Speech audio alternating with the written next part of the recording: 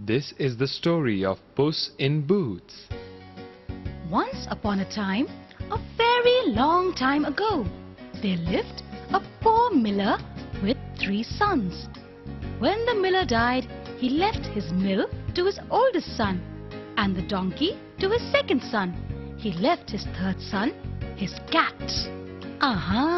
But this was a magical cat because this cat could speak. Meow! If you will make me a pair of boots, we will always have good luck. Meow! The cat said. The boots were made, and then, as if by magic, a whole set of clothes appeared.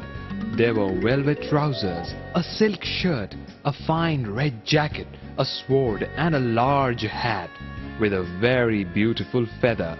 Dressed in his new clothes, the cat looked really splendid. And then he set off for the royal palace with a large fat rabbit which he had caught. Meow! My master, the Marquis of Carabas, sends you this gift. Meow! He said proudly as he bowed. He took a new gift every day, and the king was very pleased. He pretended that he had heard of the Marquis, but of course the cat had just made up that name. One day, Puss in Boots heard that the king and his daughter were going to the river. Meow! Go down to the river and swim. Meow! He told his master. Ah! And stay there until I call you. Meow! The young man went into the water, and Puss hid his ragged clothes. Soon the king came by, and Puss called out. Help! Help! The Marquis of Carabas is drowning. Meow! The king's footmen helped the young man out, and the cunning Puss said that the Marquis's clothes had been stolen while he was swimming. Immediately the king ordered some fine clothes to be brought from the palace for the young man.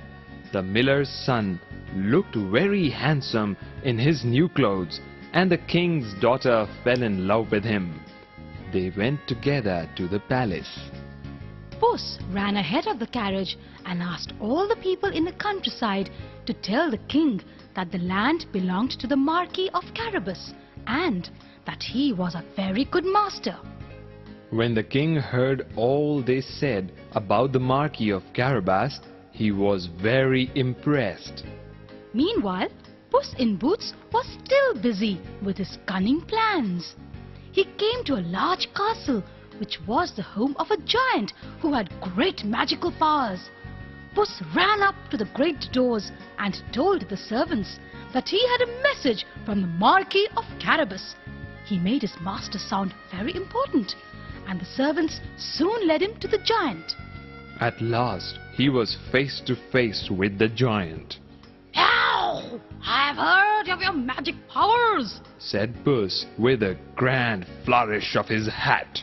And I have traveled far to see them for myself. Can you really change yourself into whatever you wish? Could you become a mule or an elephant or even a fierce lion? Meow! Indeed I can! thundered the huge giant. I can turn into any creature I wish to. And quick as a flash, he became a mule, an elephant, and then a fierce, growling lion. How wonderful! Said Puss. I see you have truly amazing powers.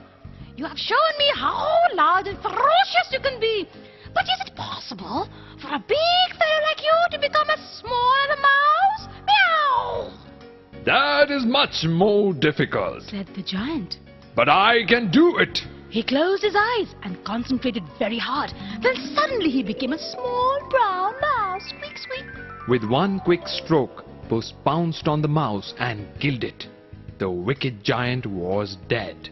Puss ran to the door of the castle just as the king's carriage came. The king, his daughter, and the miller's son were riding in it. Welcome round! Called Puss. Welcome to the castle of the Marquis of Carabas. Meow! They all went in. The king was very happy to see the castle of Marquis of Carabas, and his daughter and the Marquis got married. Only the miller's son knew that all his good fortune was due to Puss in Boots, and he was grateful to him forever.